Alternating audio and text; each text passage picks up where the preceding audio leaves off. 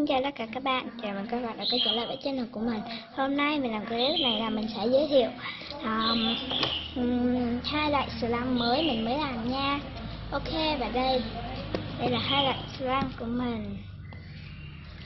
Đây, đầu tiên là cái slime trong trứng này nha.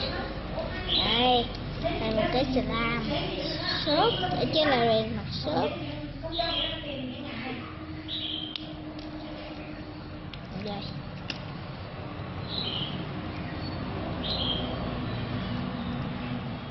Cái slime này mình làm cũng lâu rồi cho nên nó không được dẻo nha.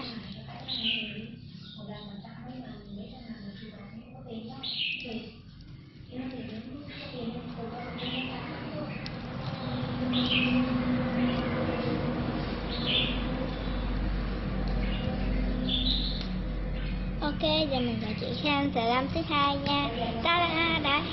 Đây là slime trong suốt.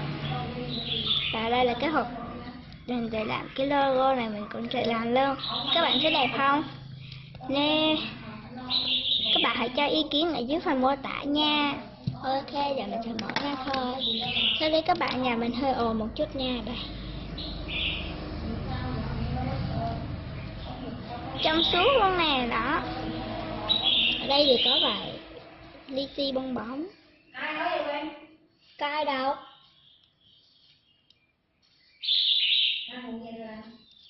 Đây, thì nó hơi khá dính tay một chút nha, mà nó cực kỳ dẻo luôn, cực kỳ luôn.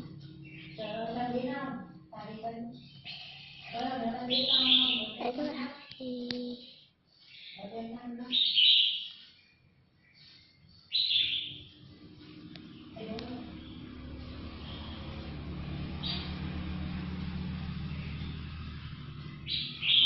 slime này thì mình mới làm hôm qua.